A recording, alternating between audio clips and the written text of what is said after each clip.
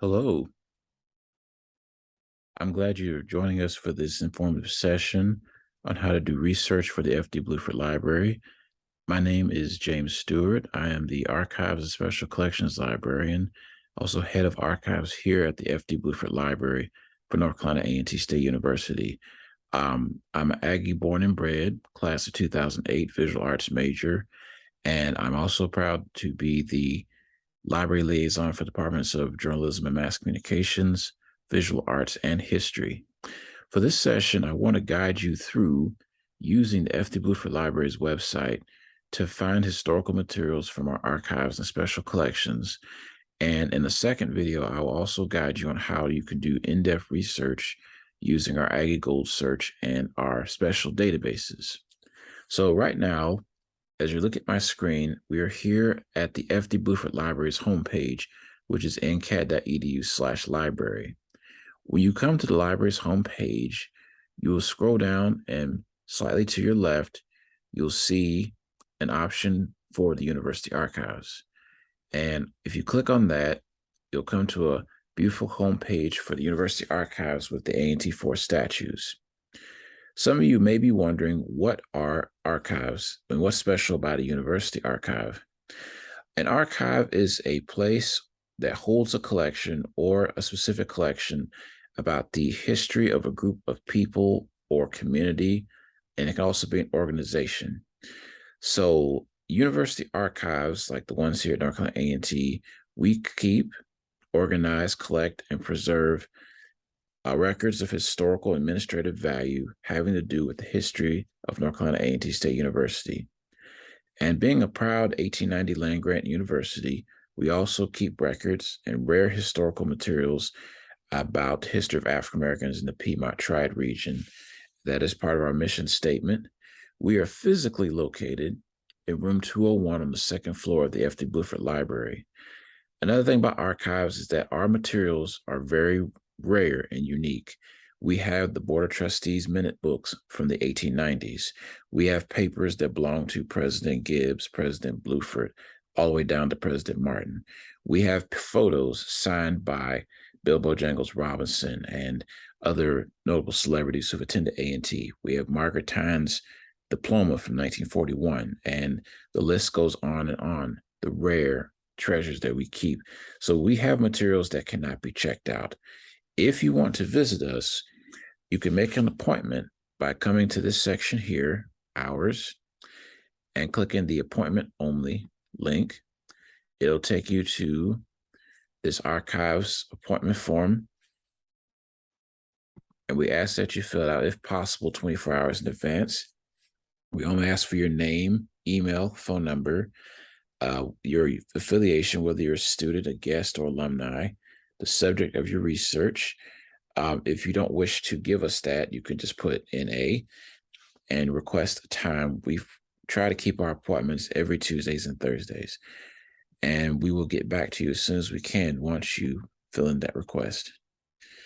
Either myself or Mr. Edward Lee Love, University Archive Specialist, will reply to your response, and we will set up an appointment for you to physically see the collections in person. With this video, I'm going to guide you through how many resources you can access remotely. More and more university archives and special collections work to digitize or to scan copies of our records to make them more accessible to the public online. So I'm going to show you some of our most frequently used digital collections, and many of which have bullet points and links here on our homepage.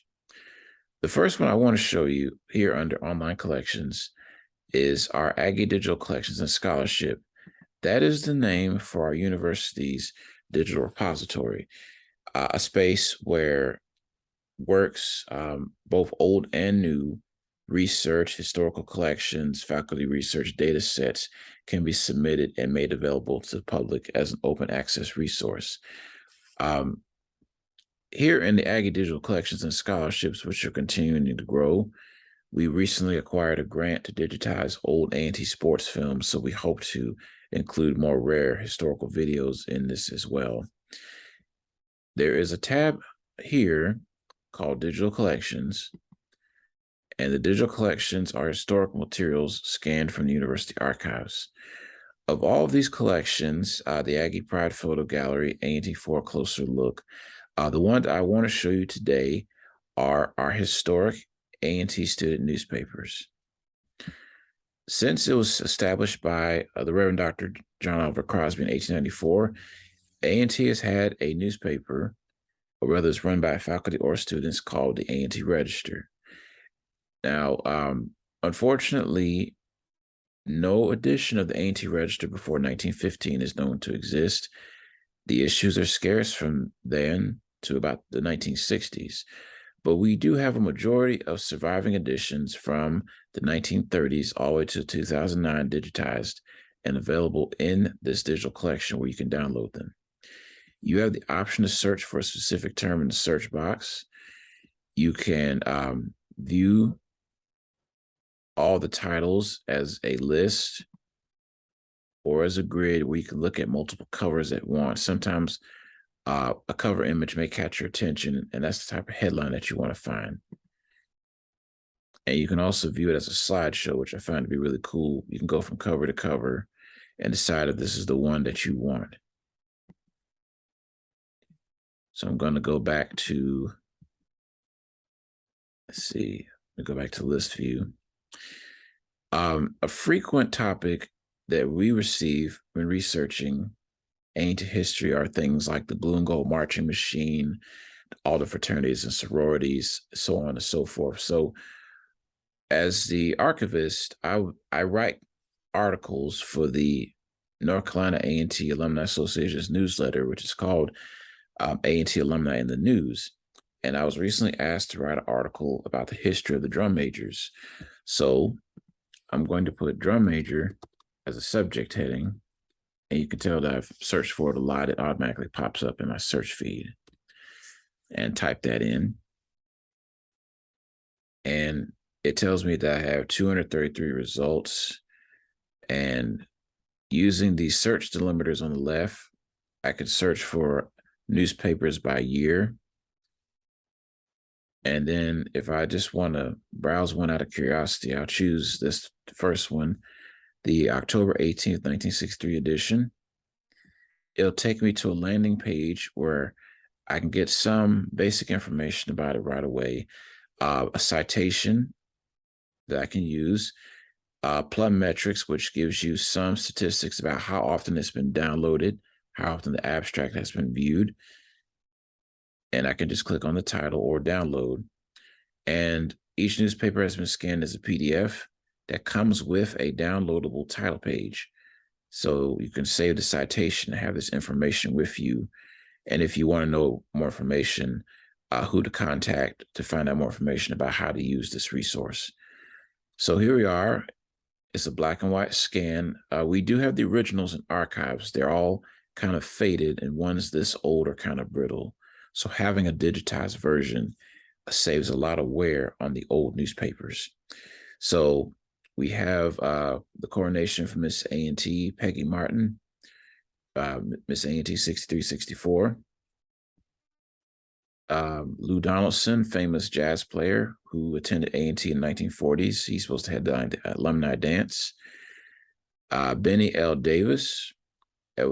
I don't know if it's still true, but at one point he was reportedly the first freshman to become the drum major for the Blue and Gold Marching Machine.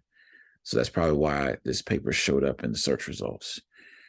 Of course, while I'm in the paper, it's not automatically highlighting where the term drum major was used. So I'm going to use my computer. I have a Mac, so it's Command F.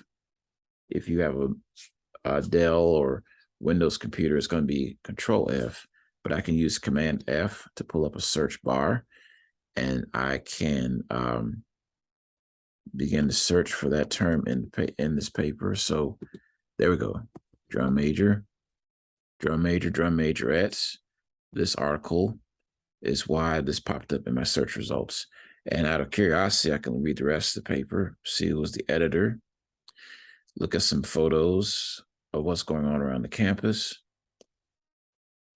articles about the ROTC, organizational news, who was advertising for the paper, local businesses that used to be located just around the corner from campus.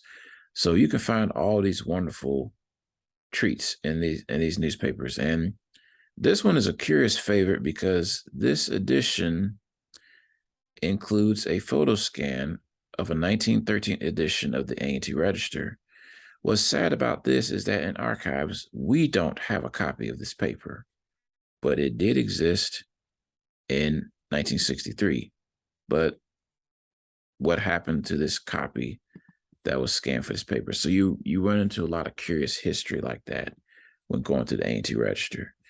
So I'm gonna go back to my search results. And for more specific search, I like to put my phrases in quotation marks. So now I'm telling the computer I want the exact phrase drum major. I don't want the word drum in one paragraph and major in another paragraph. I want the exact wording, drum major. So you see, I went from 200 results to just 44. So that's the number of newspapers that you actually use the term drum major. And see, the 1963 article we just looked at is still one of them. But I want you to have that in mind when you use the search box, that play with your words a little bit and whether or not you want a specific term to be used for your paper. I'm going to exit out of the Aggie Digital Collections and Scholarship. There are several other resources here that I want you to check out, and hopefully some of you may consider submitting a paper to the digital repository. That is the way of all major universities to make more of their research open access. So I'm going to go back to University Archive Special Collections homepage, and I want to show you some digital collections that are based on our materials but are not housed in our digital repositories. So you have to use a different link to access them. The two that I definitely want to show you are the campus bulletins and the campus yearbooks, and I'll explain why in just a moment, why we're doing it this way. So this link takes you to Digital NC. Digital NC is a digitization powerhouse located at the University of North Carolina, Chapel Hill. They digitize yearbooks, newspapers, and all kinds of materials from all over the state. And they have digitized hundreds of yearbooks, historically Black colleges, PWIs, high schools, just all kinds of institutions. So they have digitized to date every yearbook from 1939 to 2013. And a lot of people ask us, were there any yearbooks before 1939? No. A&T was a little slow to start a yearbook, even for an HBCU. And another question we get, Mr. Stewart, why weren't there any yearbooks between 1939 and 1946? For 1940, we don't know. For the rest of those years, we can assume it was the paper shortages of World War II. But every year until recently, there's consistently been a yearbook, the A&T. So to show you how to access these, you cannot search all of the A&T yearbooks at once. That's a downside. However, you do have the option to select a specific year instead of going page to page to try to find the yearbook that you want. So I'm going to select a personal favorite and one of our most popular yearbooks, the 1971 A&T. So we're going to click on this and open it up. And I really like the content management system that they use, the type of window that they have so you can view this resource. You have the option to view it one page at a time, like microfilm. And you have this control on the top right. You can view it 2 pages at a time, like a book, and sort of look at it side by side. And you also have a multi-page grid view, which is very helpful if you want to really quickly find an image. This is especially helpful if you want to find an image of the president or Miss A&T or certain student groups that had were more likely to have a very prominent page. The 71 yearbook is the beginning of the Black Power era, Black Pride. 1970, every yearbook from 1970 on is totally different than every yearbook before. No more neckties, no more long skirts, no more sweaters. Totally different decorum and mindset had swept the campus. Let's take a closer look at this so I can show you what I mean.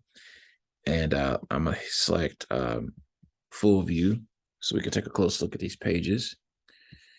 And I'm going to start with, let's see, this portrait page. So, dedication to your book to Coach Hornsby Howell, one of A&T's greatest coaches, passed away just a few years ago, and we have a few items about him in special collections. Then it goes to student life. So you have all these wonderful black and white photographs. Miss YMCA, Miss Groove Fi Groove, Miss Iota. More than likely, these are images from the Homecoming Parade, 1970. If any of you are researching Homecoming, keep in mind the yearbooks come out in the spring. So use the yearbook that came out a year after the Homecoming that you want to research. So this is Homecoming 1970. Miss A&T and the A&T Court, they always usually had really nice color photos, even if the entire yearbook was in black and white. The president and Miss A&T were usually the ones with a color photograph. The 70s yearbooks are also very popular for the fashion and styles of the time. To speed things up a little bit, another reason this one is so popular is some of the alumni. Let me see. I shall go ahead and show you the Miss A&T at the time. And I'm trying to remember her name. Yeah, this is, an interesting fact. The most common name for Miss A&T is Pearl. We've had 3 Miss A&T's named Pearl, only one Diamond, only one Tanisha. So it's a fun fact. So I'm going to explain another reason why this yearbook is so popular. One of A&T's most famous and most notable alumni was a graduate of A&T during this year. So I'm going to put his last name in the search bar. And hopefully I get the results that I want.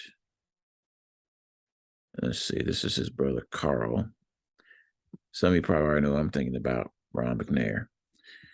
He's in here. I know he's in here, but it's only giving his brother Carl's name. Carl is an accomplished STEM graduate in his own right. So I want to point that out as well. So what I'm going to do instead, this shows some of the limitations to relying on OCR, or the computer search recognition, to do everything. So let me go back and find the senior pages myself.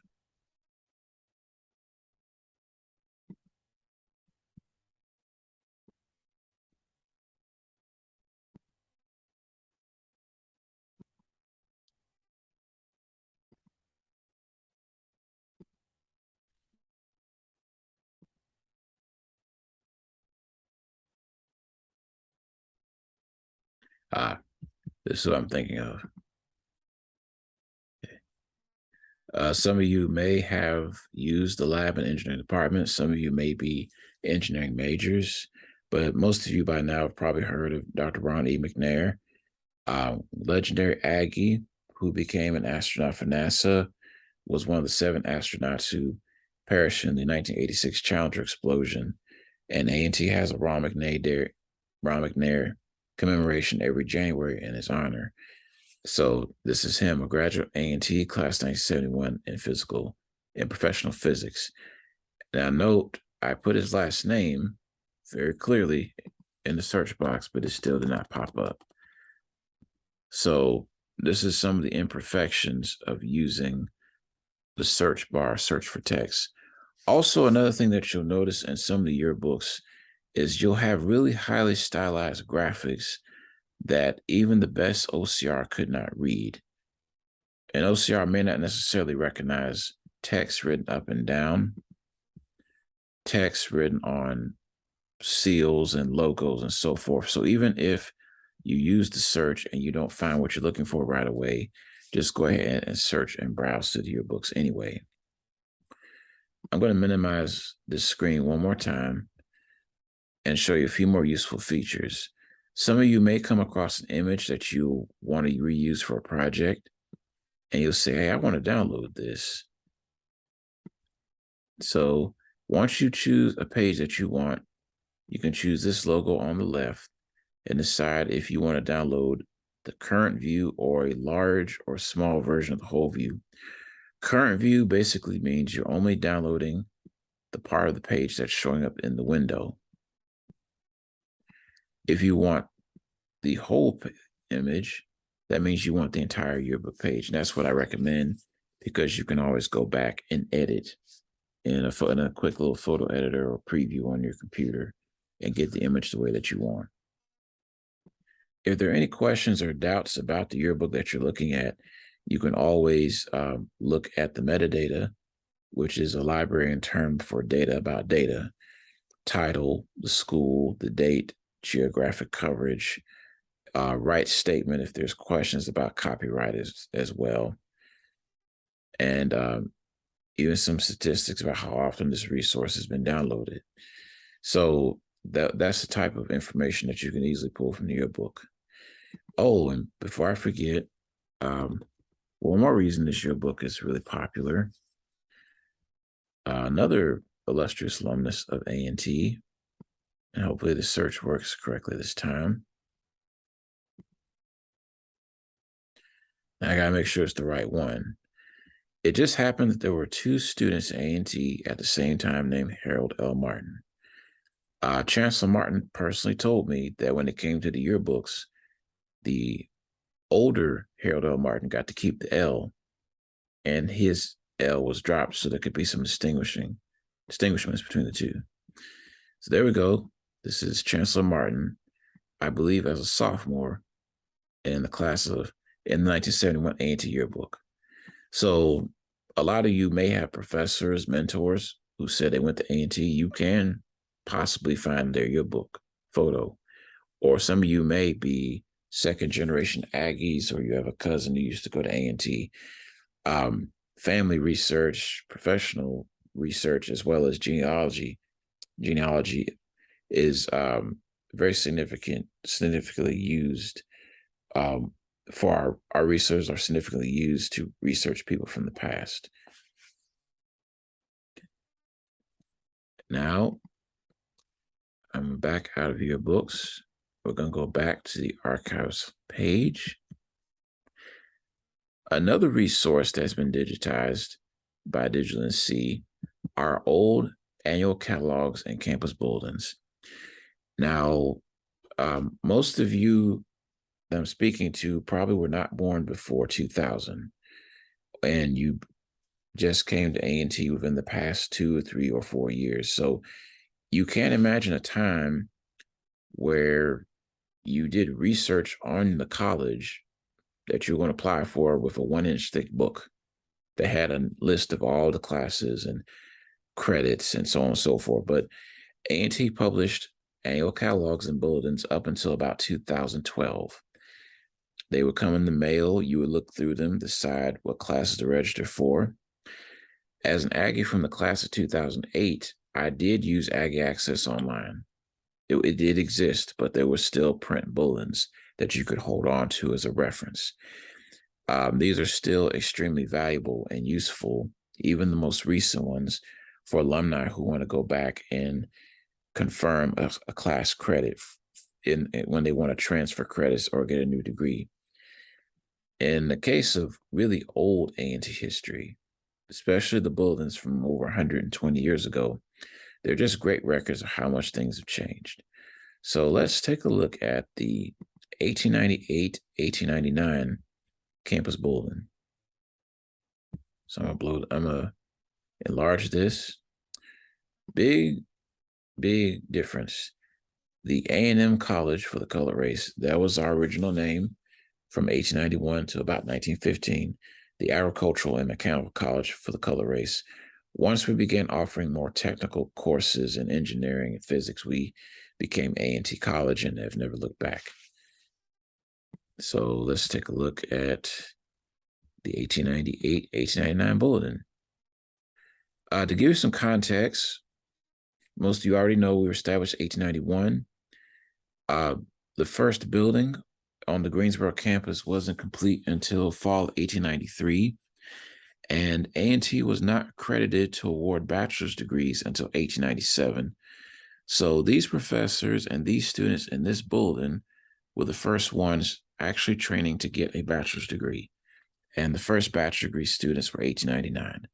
So in 1898, when this was published, these are all the faculty instructors for the entire college, and they are listed on 2 pages. 2 pages for the entire university. So some of these names will be familiar. We have James B. Dudley, president. John Thompson, another name that would be familiar, Charles H. Moore, Moore Gym, Moore Agricultural Building. A lot of these names are long ago legends in African-American history and the history of their field. John Henry Manning Butler, war veteran, taught here for a few years. And let's see. Stella McCarter, one of our first librarians, long forgotten in our history. A brief history of the college. A list of expenses, which is very revealing. Monthly expenses, 50 cents for a laundry service per month for 4 weeks. Special payments, $1 for piano lessons. Tuition per month for 4 weeks, $1. Lodging, use of room, bedding per month for 4 weeks, $1. Board per month for 4 weeks, $5. School month and paydays. Laboratory fee, 25 cents. Workshop fee, 25 cents.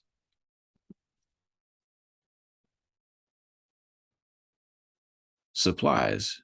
Each student must bring a hairbrush and comb, a change of seats and pillowcases, and 2 counterpanes plainly marked. All students must furnish oil, lamp chimneys, books, stationery, drawing pencils, thumbtacks, and medicines. Arrangements will be made for these at lowest cost. And we've come a long way. There was once a generation that wasn't expected to bring anything electronic with them to campus.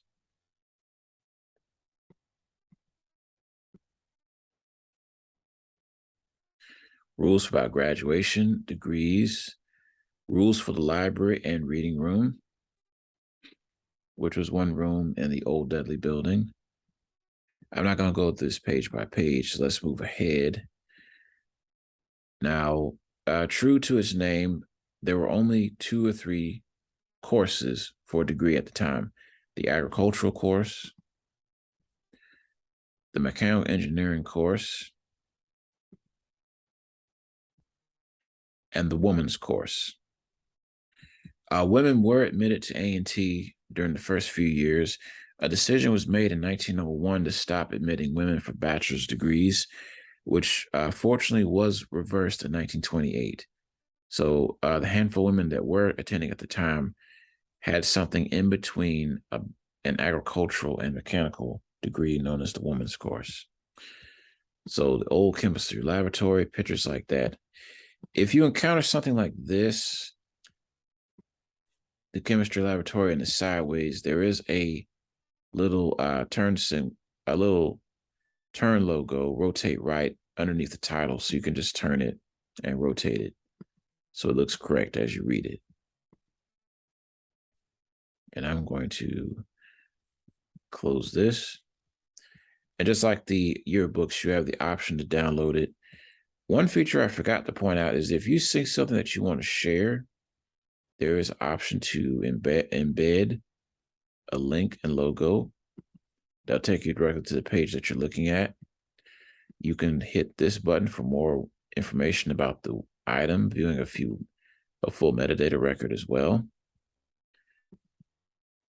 Before continuing, I'd like to show you one more of these old bulletins. Let's move ahead to, let's see, 1915, 1916.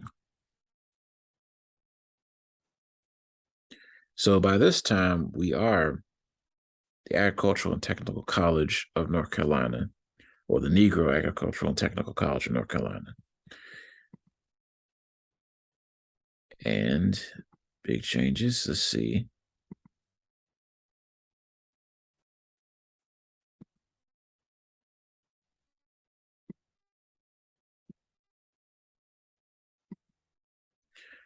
Pictures of the old Dudley building. Skip ahead a few pages. Old course calendar.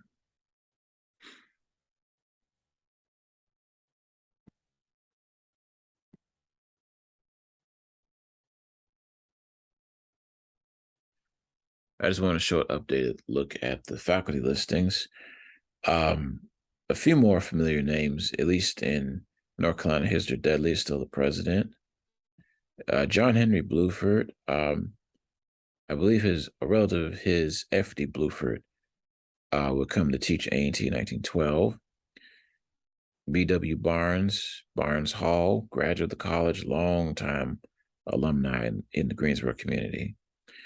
Charles E. Stewart, one of our first band directors, and he was also the music composer for Dear A&T with lyrics by Mrs. Dudley. There we go. F.D. Bluford, instructor in academic department.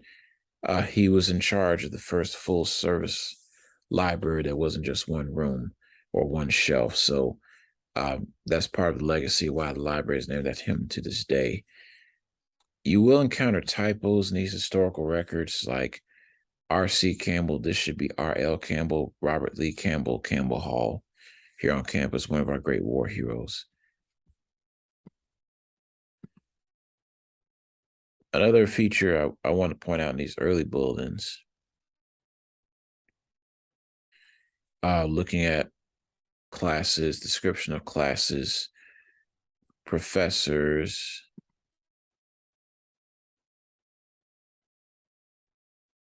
psychology and hygiene, S.B. Jones, arithmetic, D.K. Cherry, music, Charles E. Stewart,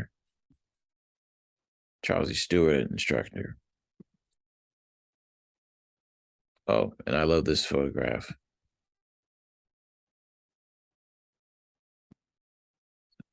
I turn it sideways. Okay. Really, really tall guy in the center, Charles E. Stewart. From the old photographs, he was probably 6'6". He just always towered above everybody else. But that's the band way back in the mid-1910s.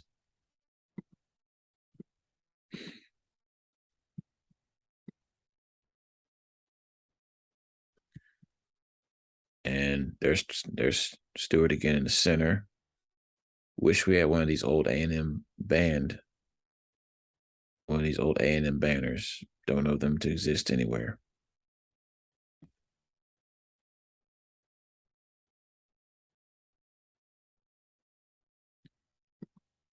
And I also love this photograph. Alumni Reunion 1915. The first homecomings weren't until the mid-1920s. So before homecoming, alumni would get together at commencement. This photograph is really tantalizing because you notice there are all these men. There's President Dudley seated in the middle with two women. Now, earlier I said that A&T stopped admitting women in 1901. Only 3 women got a bachelor's degree before they started doing that. So of these 3 women, we have 2, but we have no idea which of those 3 women these 2 are. So one day, maybe we can solve the mystery of who everybody in this photograph is, and we can find out who. But I'm really hoping one of these ladies was Frances Grimes, the first woman to get a degree from A&T, class of 1901. But we may never know. One more great feature about the earliest bulletins, and I'm trying to pull it up, is that they would keep track of alumni year by year. So here we have listings for the class 1910, the class 1911, the class 1912. The early classes would have a class motto Life is What We Make It, class 1911. Deeds Not Words, class 1910. And there will be updates about them, whether or not someone was deceased, whether they had moved to another state, what their job and career professional life was like.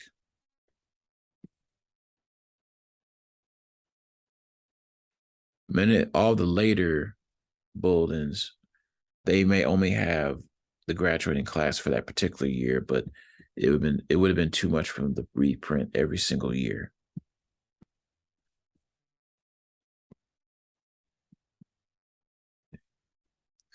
So those are some of our most popular and most widely used digital collections, and the ones I hope are most helpful when doing research as journalism majors, or a good introduction to some of the old journalistic materials that you can use. Okay, so I'm going to pause for just a moment and start a new video on accessing resources through AggieGold search and through specialized databases.